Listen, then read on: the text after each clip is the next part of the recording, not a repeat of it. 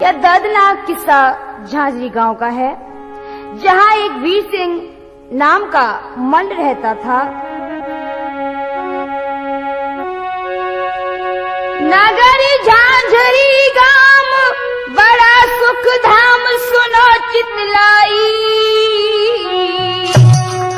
वम वीर सिंह के नाम को एक मल बड़ो बलदाई।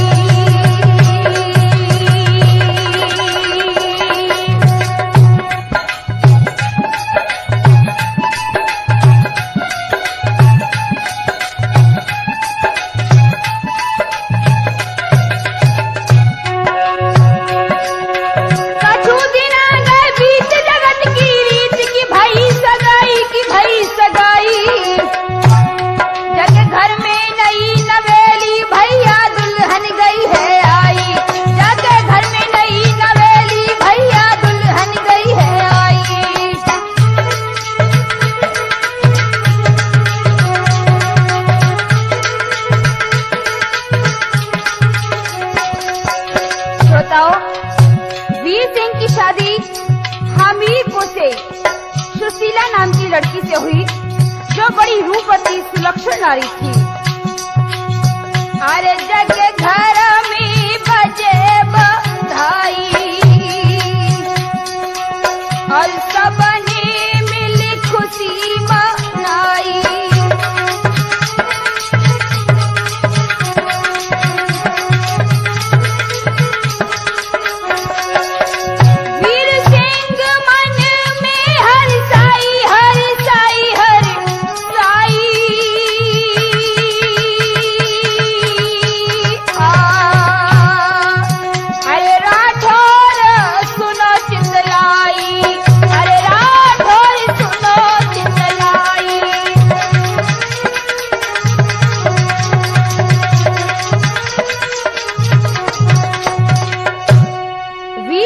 खुशी का ठिकाना न रहा।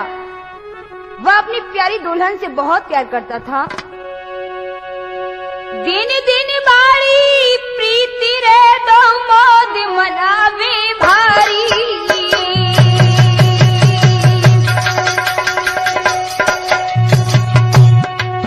और नित दिन सेवा करती रे, नित दिन सेवा करती रे, वो तिरिया प्राणन प्यारी।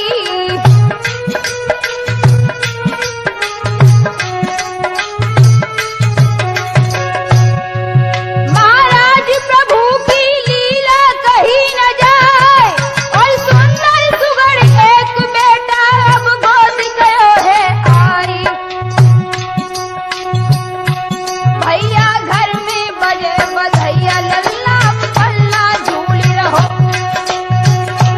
भैया घर में बजे बधैया ललना पलना झूल रहो।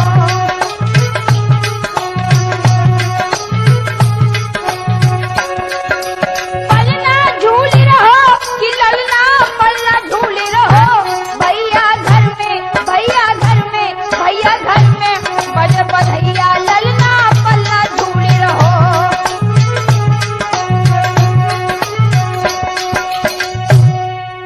भगवान की कृपा से कुछ समय बाद सुशीला की गोदी हरी भरी हो गई। सुंदर बालक को पाकर सुशीला आंगन में खुशी से नाचने लगी, और घर परिवार की माताएं बहनें और सहेलियां सभी को बुलवाया और अंगना में बधाई पढ़ने लगी। कैसे पढ़ रही है अबलाग भैया जी? चंदा जैसी चांदनी, चंदा जैसी चांदनी, गुलाब जैसो फूल मोई राम ने दियो। चंदा जैसी चांदनी, गुलाब जैसो फूल मोई राम ने दियो।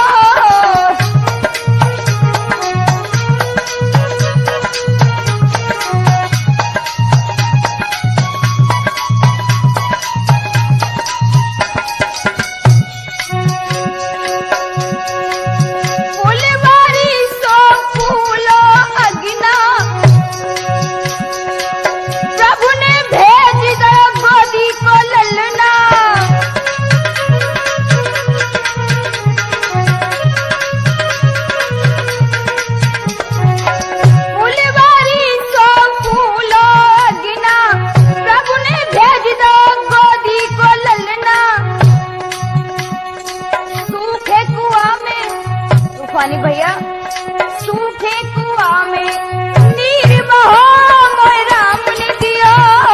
सूखे कुआं में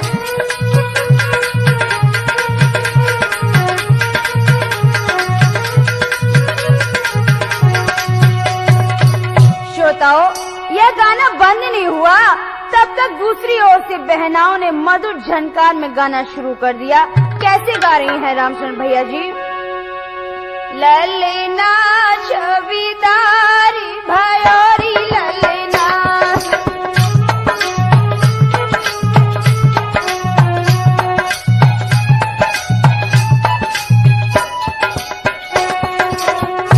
ललना छविदारी भयोरी ललना, ललना छविदारी भयोरी ललना।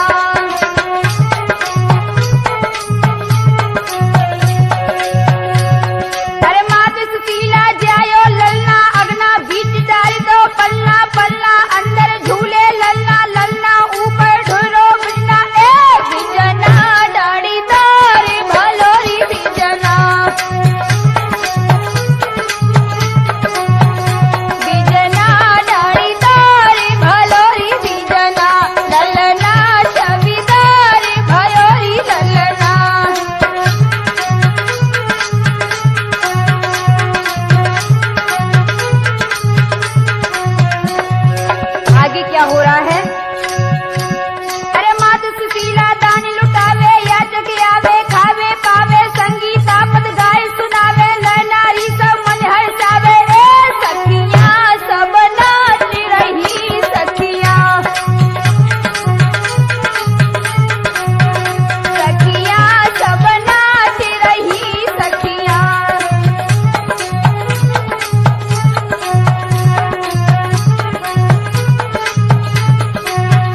ललना छविदारी भयोरी ललना, ललना छविदारी भयोरी ललना।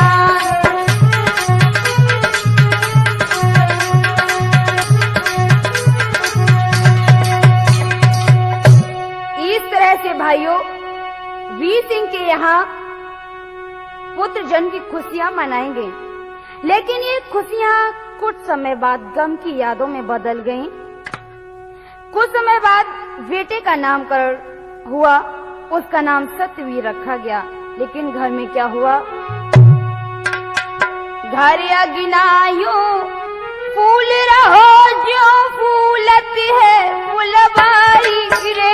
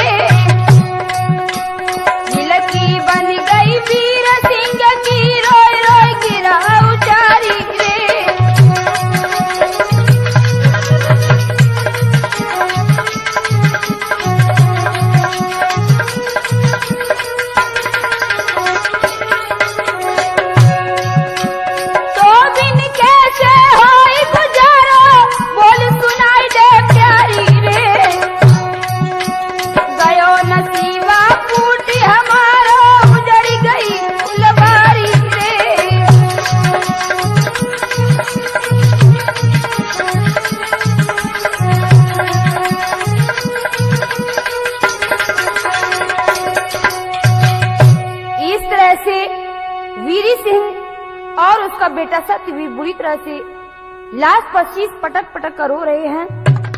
मैया के गले में अपनी बहियां डाली और सत्यवीर किस तरह से रो रहा है। गोदी में बैठा रे मातनिक करो अखीरी प्यार, गोदी में बैठा रे मातनिक करो अखीरी प्यार।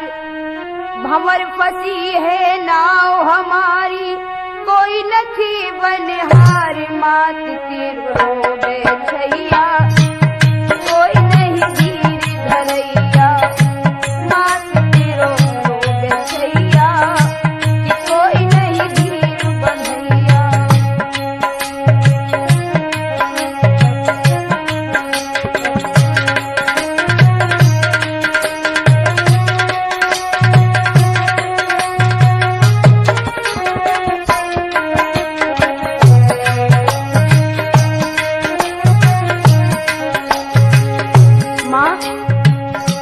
माँ मुझे अपनी आवाज सुना दो। मैया केवल एक बार मुझे अपनी आवाज सुना दो। गोद तुम्हारी खेले हम बनकर चांद सितारे। माँ गोद तुम्हारी खेले हम बनकर चांद सितारे। 9-10 मास रखो कोठा में कष्ट सही अति भारी। माँ 9-10 मास रखो कोठा में कष्ट सही अति भारी। कहाँ मिलेगी इतनी ममता, कहाँ मिलेगी इतनी ममता और ये प्यारे दुलार, मात तेरो बैठैया कोई नहीं धीर बंधैया, मात तेरो बैठैया कोई नहीं धीर बंधैया।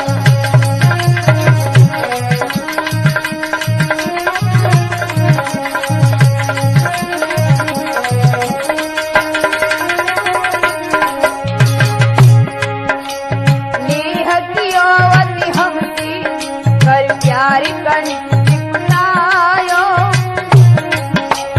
नेह कियो अति हमसे कर प्यार कर चिपकायो।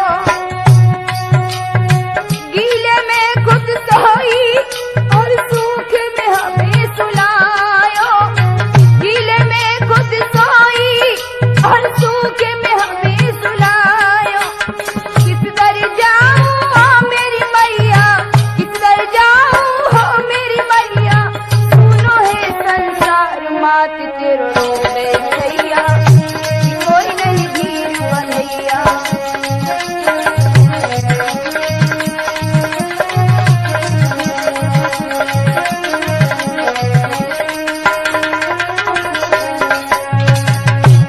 मैया की लाश पर बुरी तरह बिलखते देख वीर सिंह अपने बेटे को गले लगाकर समझाता है और खुद अंदर ही अंदर रोता जाता है।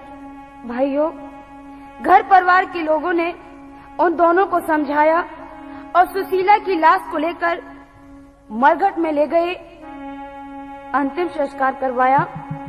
घर आकर वीर सिंह अपनी प्यारी के गम में गोते खाता रहा, लेकिन फिर भी अपने गम को घूट की किस तरह से पिया कि सत्यवीर और वीर सिंह ही जानता है। लेकिन इधर सत्यवीर जब बड़ा हुआ तो क्या हुआ। आरे दिन दिन सियानो हुई रो रे वह वीर सिंह को लाला।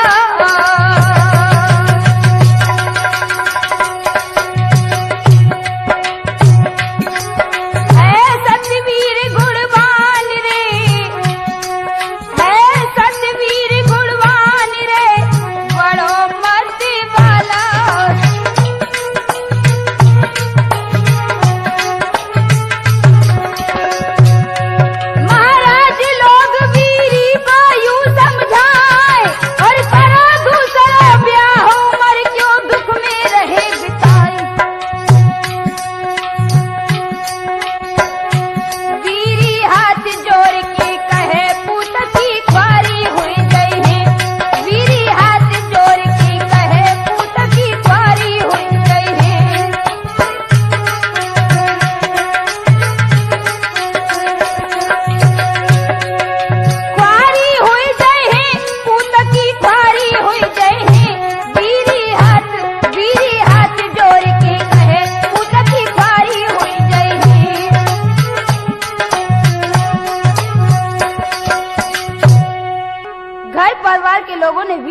समझाया कि अभी तुम्हारी थोड़ी उम्र है, अरे भला तुम्हारा जीवन कैसे कटेगा, मेरी मानो तुम दूसरी शादी रचा लो।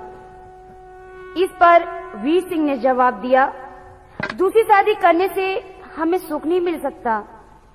यदि मेरे भाग में सुख ही लिखा होता तो हमारी प्यारी सुशीला हमें छोड़ के क्यों जाती, और फिर शादी करके मेरे पुत्र की तो बर्बादी हो जाएगी। क्या कह रहा है वीर सिंह? शादी करना बर्बादी है, घर में जो दुल्हन आवेगी, और सत्यवीर मेरे बेटा को वह कभी नहीं अपनाएगी।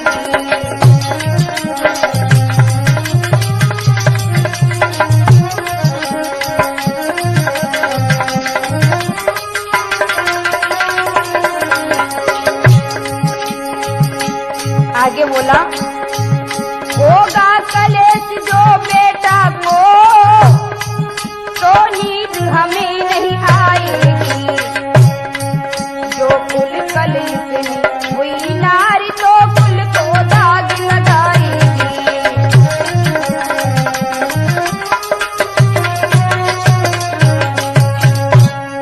शादी करके मेरी बर्बादी हो जाएगी। अब तो जब मेरा बेटा सयाना हो जाएगा तो मैं उसी की शादी करूंगा। इस प्रकार भाइयों, वीर सिंह ने शादी के लिए खुले शब्दों में मना कर दिया, लेकिन परमात्मा को जो मंजूर होता है वह होकर ही रहता है। परिवारी जनों ने समझाया और समझाकर उसकी शादी करवा दी। तो हुआ क्या? आई गई आई गई आई गई रे, आई गई आई गई आई गई रे, हाँ आई गई आई गई आई गई रे, घर प्यारी दुल्हनिया आई गई रे।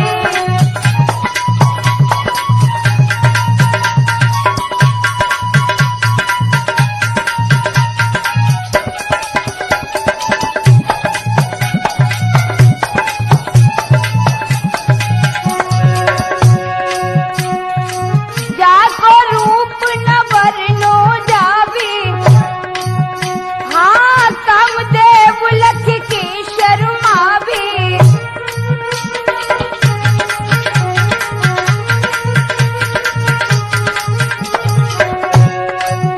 वती चितवन मन को लुभाई गई रे, हाँ चितवन मन को लुभाई गई रे, घर प्यारी दुल्हनिया आई गई रे।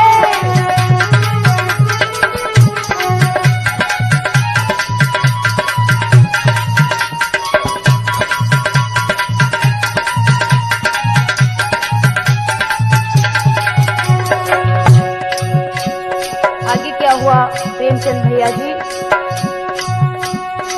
वीर सिंह तब मन हर्षायो, वीर सिंह तब मन हर्षायो, प्यारी दुल्हनिया से नेह लगायो।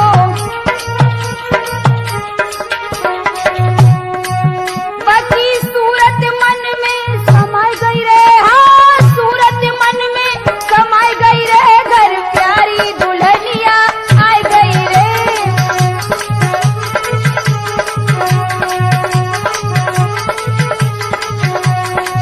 आई गई आई गई आई गई रे, हाँ आई गई आई गई आई गई रे, घर प्यारी दुल्हनिया आई गई रे।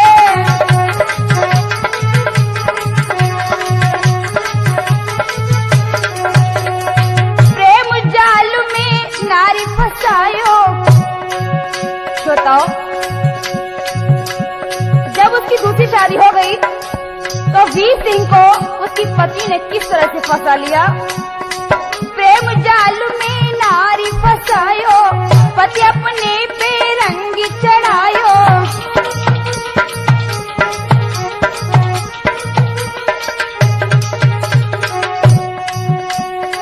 बेटा की सूरत भुलाई गई रे, बेटा की सूरत भुलाई गई रे, हाँ बेटा की सूरत भुलाई गई रे, घर प्यारी दुल्हनिया आई गई रे।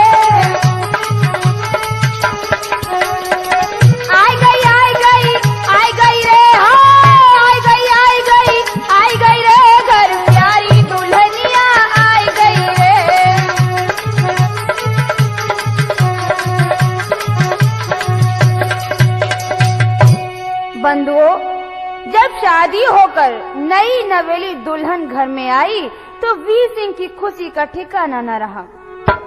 वह इतनी सुंदर थी कि कामदेव भी उसे देखकर शर्माता था। पति पत्नी में बड़ा प्यार था। वह पति की सेवा मन लगाकर करती, लेकिन जैसे ही समय गुजरा वह सत्यवीर से जलने लगी। तो क्या हुआ सत्य भैया? अरे घर को जब काम करावे, अरे घर को सब काम करावे और बिन बात लले धमकावे।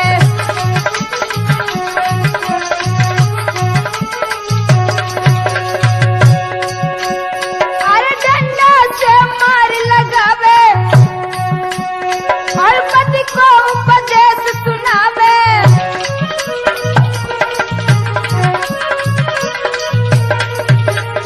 अरे डंडा से मार लगावे और पति को उपदेश सुनावे।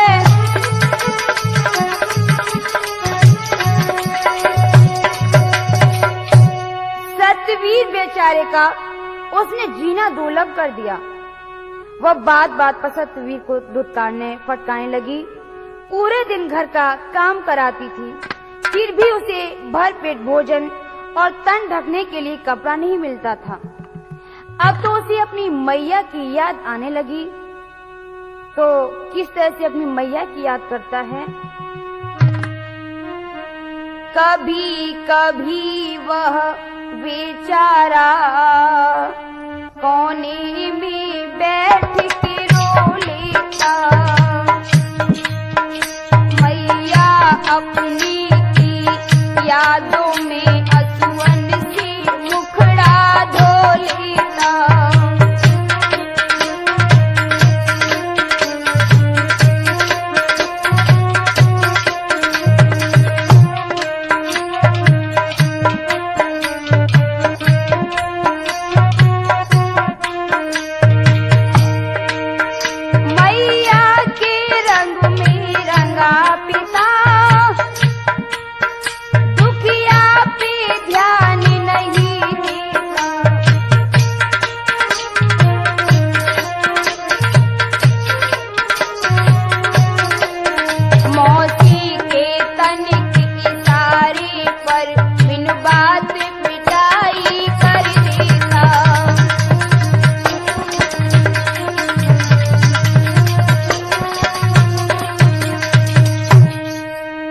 जब उसका कोई उपाय नहीं गया तो सत्यवीर को झूठा दोष लगाकर पहले तो स्वयं पिटाई की और बाद में अपने पति को समझाकर खंबे से बंधवाकर पिटवाया और घर से निकल जाने को कहा।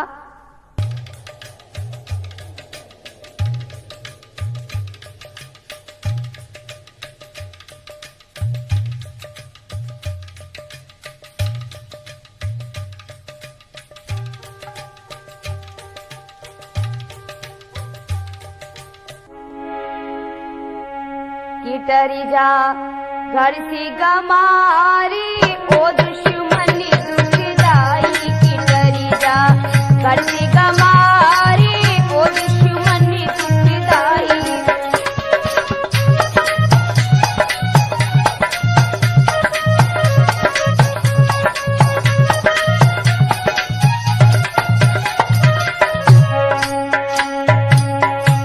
करो मेरो जीवन भारी तो शर्म नहीं आई। करो मेरो जीवन भारी तो शर्म नहीं आई।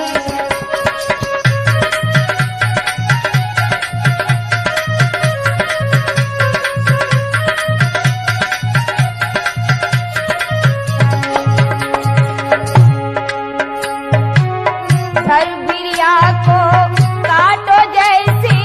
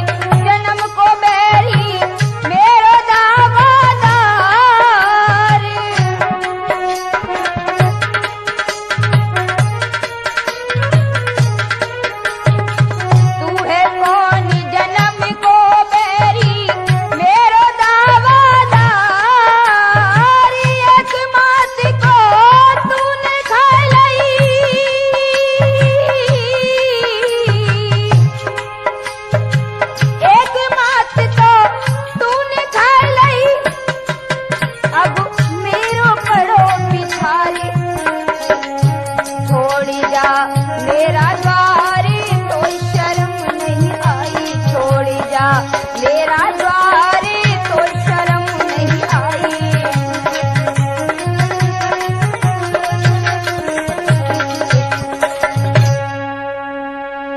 अरे कमीने, तू मेरी आंखों में सूल की तरह कसक रहा है।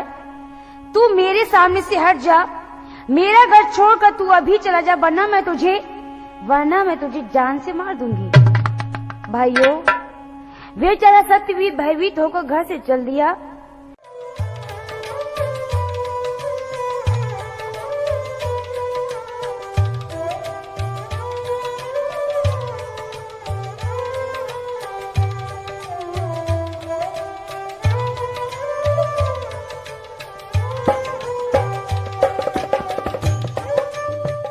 वीर सिंह की आंखें नीचे झुक गईं।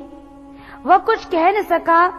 गांव के लोगों ने जब मना किया कि वीर सिंह, तुम ये क्या कर रहे हो? सत्यवीर तुम्हारा बेटा घर से जा रहा है और तुम उसको समझा नहीं रहे हो। इधर गांव वाले जो लोग थे सत्यवीर को लौटा कर लाए और वीर सिंह को समझाने लगे। कैसे समझा रहे हैं? तेरी गोदी को खिलैया, जाए रो है तुमसे मुकड़ा मोड़ के। तेरी गोदी को खिलैया, जाए रो है तुमसे मुकड़ा मोड़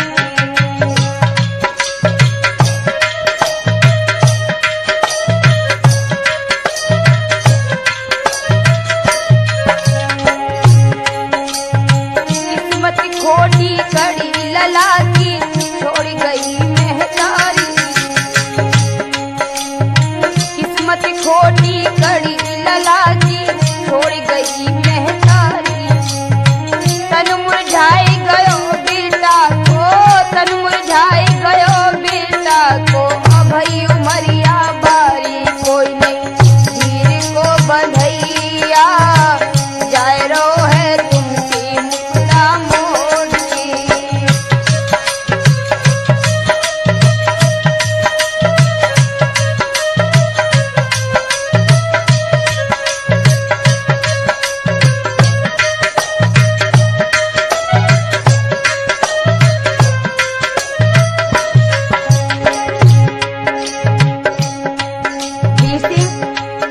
क्या तुम्हें पता नहीं है कि तुम्हारा बेटा घर छोड़कर जा रहा है और तुम उसे रोक भी नहीं रहे हो?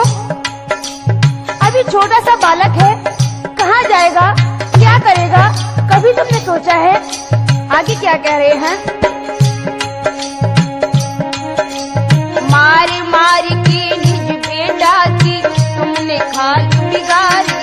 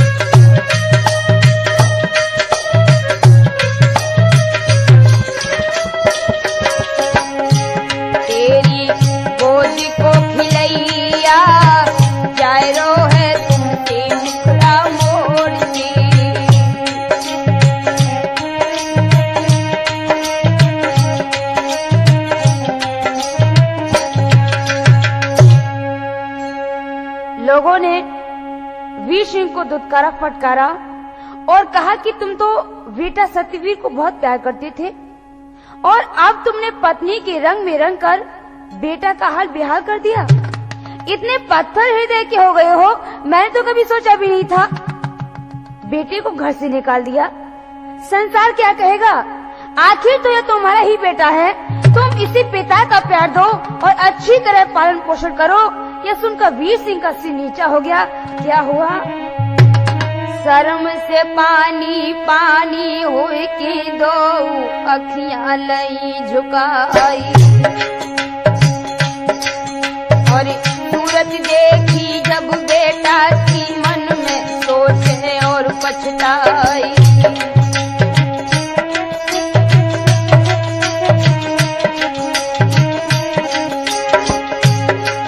श्रोताओं, जिस समय वीर सिंह ने अपने बेटे सत्यवीर की सूरत देखी है, आंखों में आंसू आ गए हैं। क्या हुआ?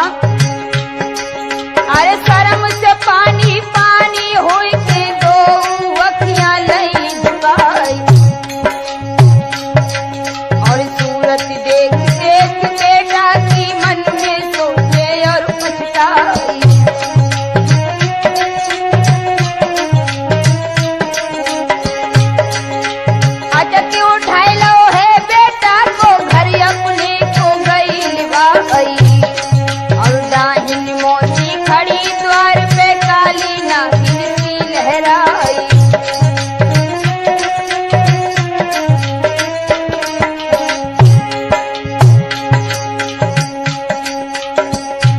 भैया सतवीर को देखते हमोसी की पजर गई है, भैया सतवीर को देखते हमोसी की पजर गई है।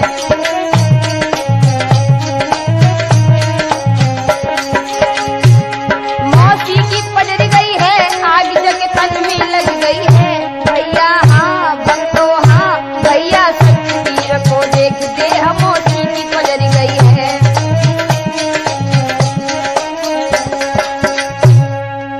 सिंह जैसे ही अपने बेटे को घर लेकर आए, वैसे ही वह नागिन की तरफ फुसकारने लगी और बोली, क्या? पीहर में जाऊंगी, मुंह न दिखाऊंगी, तेरी कसम से सैया लौट के न आऊंगी, दूंगी प्राण गमाए रे तेरी सजा कराऊं, दूंगी प्राण गमाए रे तेरी सजा कराऊं।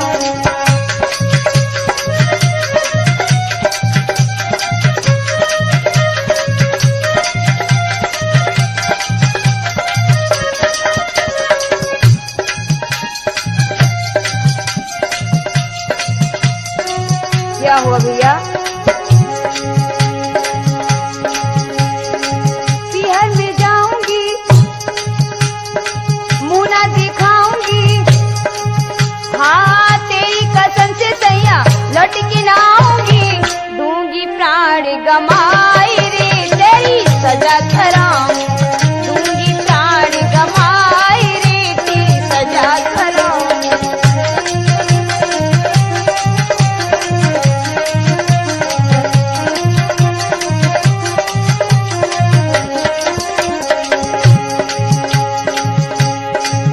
आगे क्या हुआ बकी भैया? धर के मुहर बरोसैया, हाँ धर के मुहर बरोसैया, ताको ख्याल तुम्हें नैया,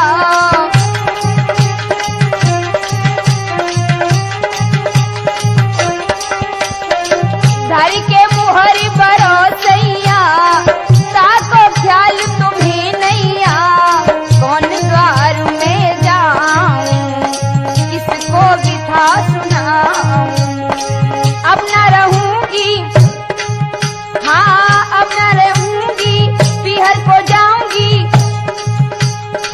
तेरे लिए सैया, हाँ तेरे लिए सैया को मजा चखाऊंगी, न्यायालय में जाहिरे तेरी सजा कराऊं, न्यायालय में जाहिरे तेरी सजा कराऊं।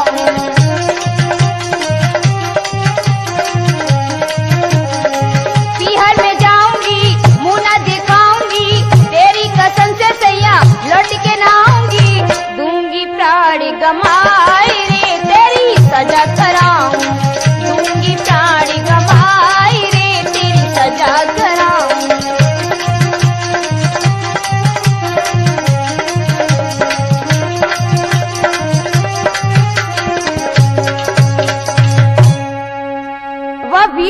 बोली कि तुमने यदि दुश्मन को न मारा तो मैं अपनी आत्महत्या कर लूंगी या अपने पीहर जाकर वापस लौट के कभी नहीं आऊंगी। यह सुनकर वीर सिंह ने सोचा कि अगर इसने आत्महत्या कर ली तो मेरा जीवन ही नष्ट हो जाएगा। भयभीत होकर उसने अपनी प्यारी को समझाकर शांत किया।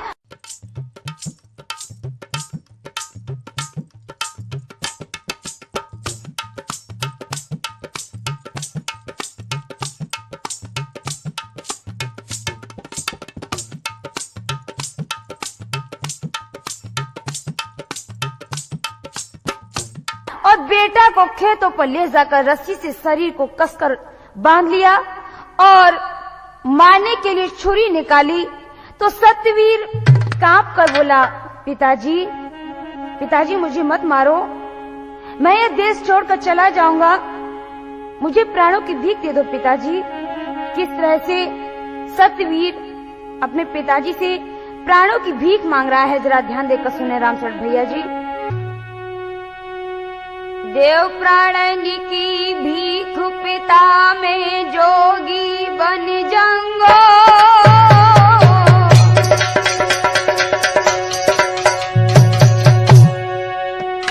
और परदेसन को जाई लौट नहीं मुख दिखाऊंगा,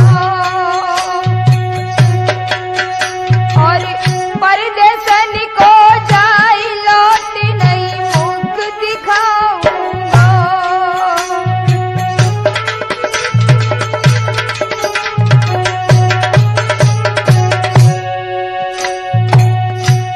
भूल कहा हमसे बन गई है और बदन हमारो कसो निठुरता कैसी धर नहीं है, और बदन हमारो कसो निठुरता कैसी धर नहीं है।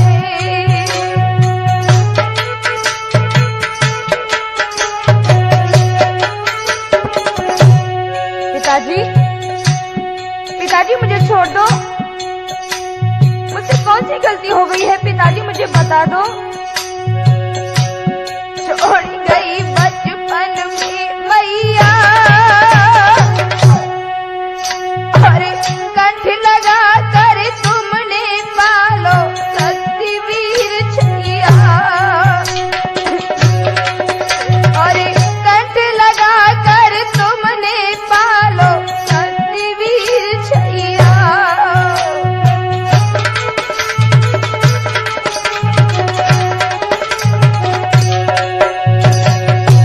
कि मौसी बन गई हत्यारी और तुमसे रही मरवाई बुद्धि तेरी करता ने मारी, और तुमसे रही मरवाई बुद्धि तेरी करता ने मारी।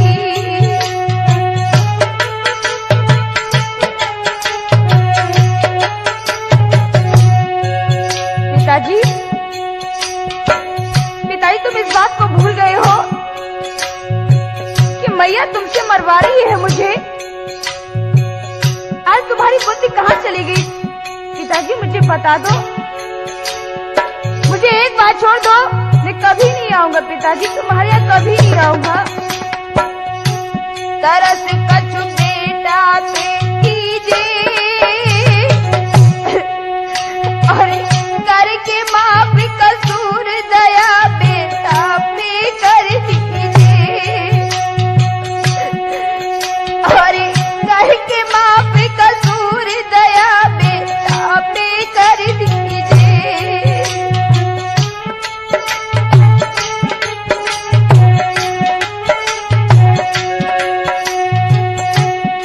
ओ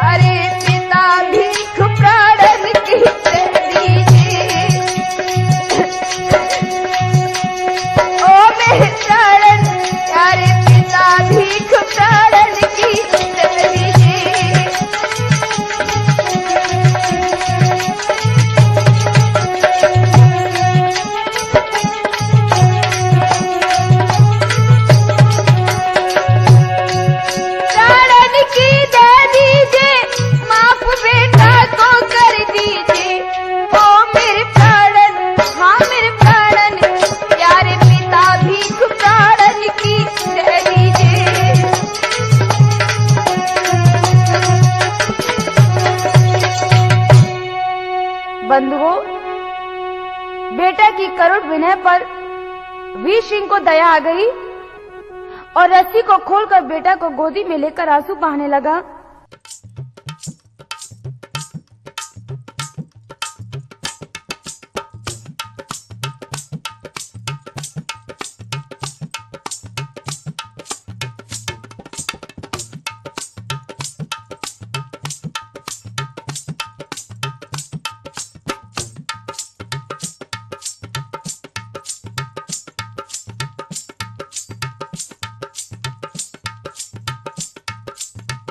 वहां पकड़कर घर वापस लाया। पुनः सत्यवीर को देखकर वह भूखे भेड़िए की तरह बेटा पर झपटी, लेकिन वीर सिंह ने उसकी डंडों से पिटाई कर दी। अब तो वह पैरों पर गिरकर माफी मांगने लगी और कहने लगी, स्वामी मत मारो पिया, मैं मर जाऊंगी, मत मारो।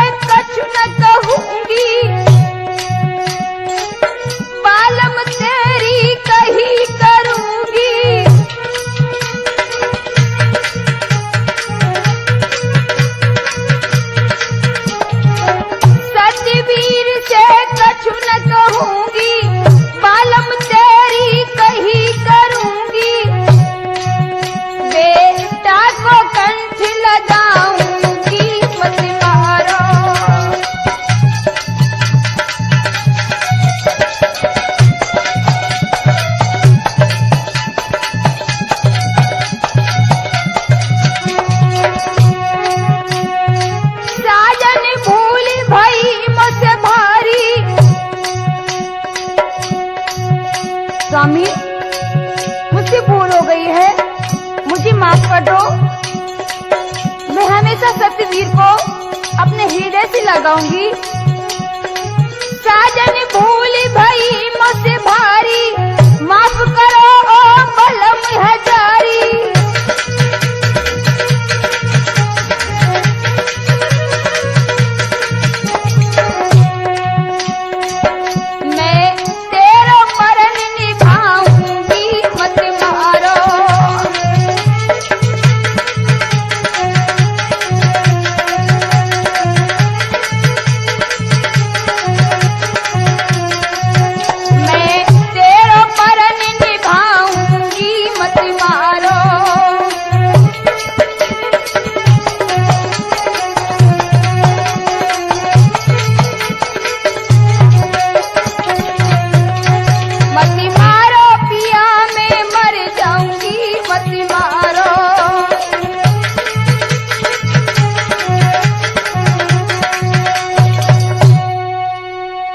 जमीन पर पड़ी हुई वह उल्टा माफी मांगने लगी तो वीर सिंह ने उसे छोड़ दिया।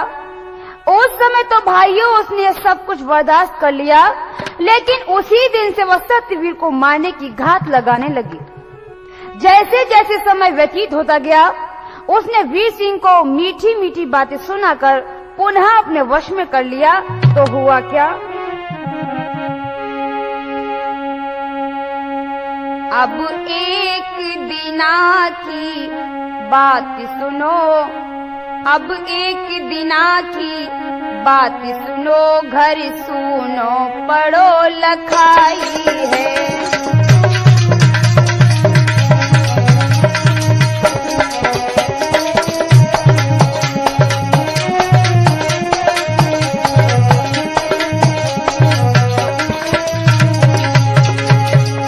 ललन भैया, क्या किया है वीर सिंह की पत्नी ने? थी रात अंधेरी सुनसान, थी रात अंधेरी सुनसान,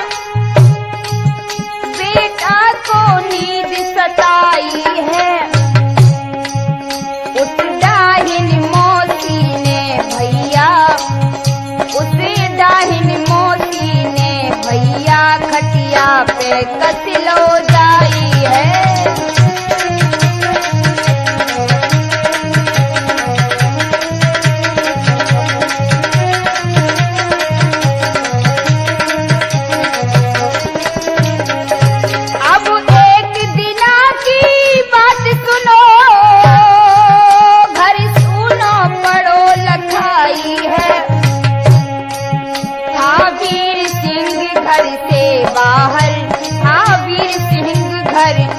बाहर होने की बदरिया छाई है।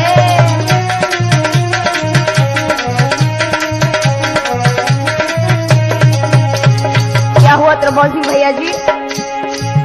की रात अंधेरी सुनसान बेटा को नींद सताई है। उस डाहिन मोती ने भैया, उस डाहिन मोती ने भैया खटिया पे कसिलो जाई है।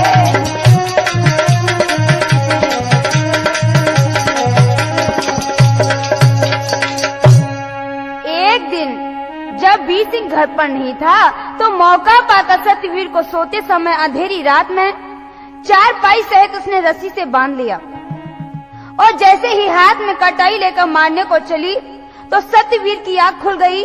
वह मछली की तरफ फड़कने लगा, लेकिन बेचारा करता क्या, शरीर तो रस्सी से कसा हुआ था।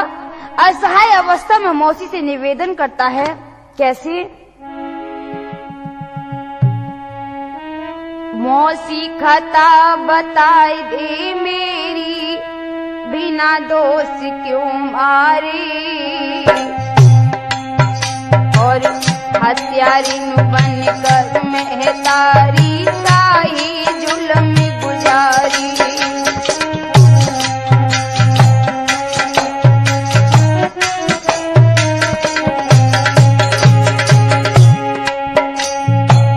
मौसी खता बताए दे मेरी, बिना दोष क्यों मारे, और हत्यारिन बनकर मेहतारी ताही जुल्म गुजारे।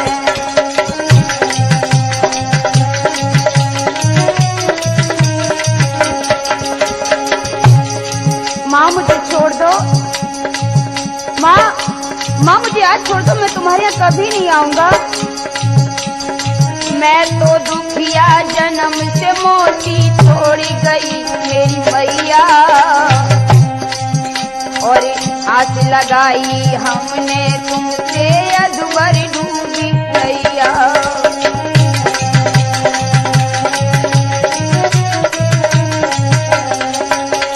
दर दर ठोकर खाकर मोती हमने बिना गुजारे, हत्यारिन बनकर मेहतारी काहे जुल्म गुजारे।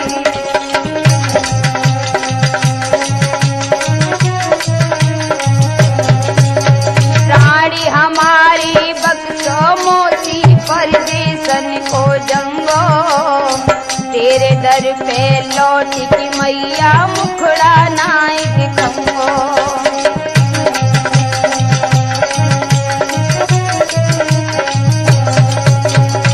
कछ तो रहम करो मेरी मोती, हम हैं शरण तिहारी, हत्यारिन बनकर मेहतारी काही जुल्म गुजारी।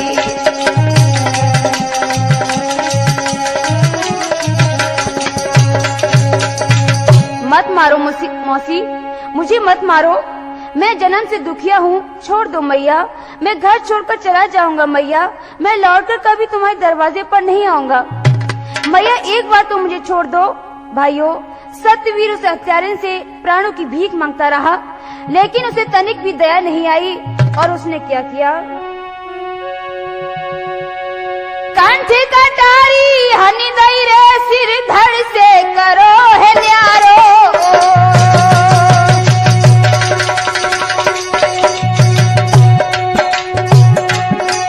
जाके प्राण पखेरु उड़ गए रे, जाके प्राण पखेरु उड़ गए रे, और खून को छुटो फुहारो।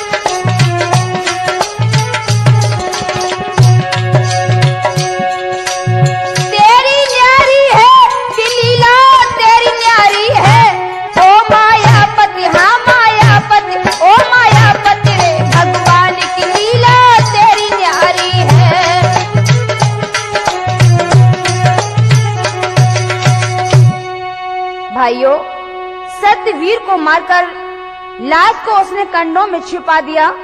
जब वीर सिंह लौट कर आया तो घर में सत्यवीर को न पाकर हैरान रह गया। उसने जब उस हत्यारे को पूछा तो वह भयभीत होकर घर से चिल्लाती हुई भागी। पीछे पीछे वीर सिंह भागा, लेकिन भगवान की माया से वीर सिंह के आगे एक सर्प आ गया। भयभीत होकर वीर सिंह सर्प को मारने झपटा तो सर्प उन्हीं कंडों में जाकर छिप गया। जब उन कंडों को हटाया गया तो वहां पर सत्यवीर की लाश मिल गई। इधर उस डाहिन ने क्या किया, ध्यान दें। थाने में फौरन जाकर के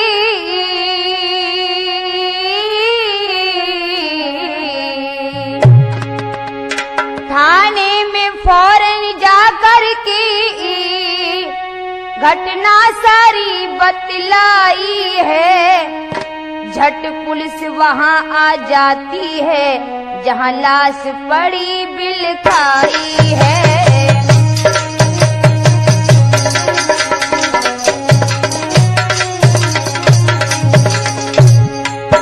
थाने में फौरन जाकर के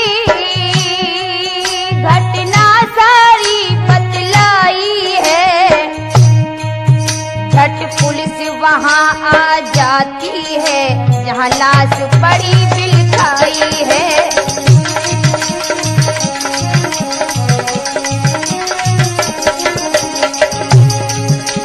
आगे क्या हुआ चाचा जी?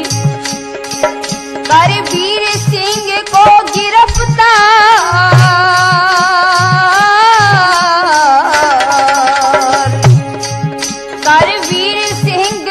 गिरफ्तार खंडन से लाश उठाई है।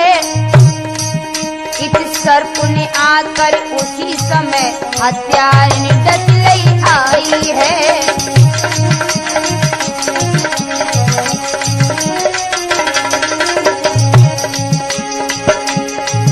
करवीर सिंह को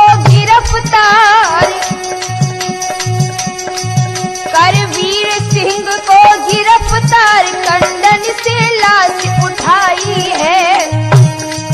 इस सर्प ने आकर उसी समय हत्यार डस लई आई है।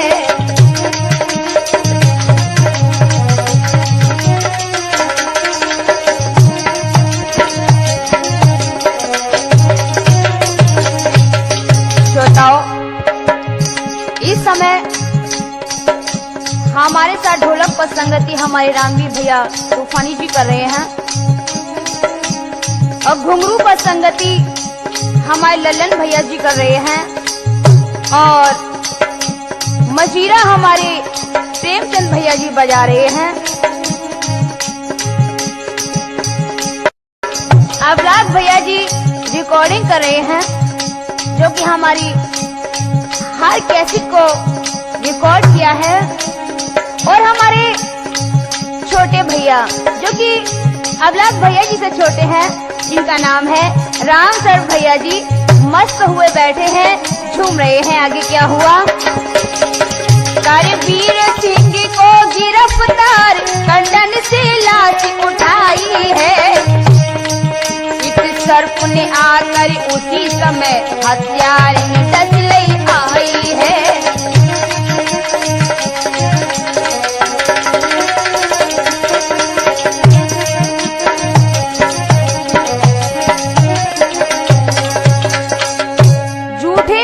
करके जब उस हत्यारे ने अपने पति को गिरफ्तार करा लिया तो भगवान की माया से उन्हीं कंडों से निकलकर उसी सर्प ने उस हत्यारे को डस लिया। भाइयों, सर्प के खाते ही वह जमीन पर गिर पड़ी, मुंह से झाग डालने लगी और अंत समय में उसने अपना पाप सबको बता दिया कि मैंने ही सत्यवीर को मारा है। और यह कहते कहते उसके प्राण पखेरु उड़ गए। वीर सिंह को निर्दोष जानकर पुलिस ने उसे छोड़ दिया। भाइयों, यहीं पर हमारी इस कहानी का अंत होता है।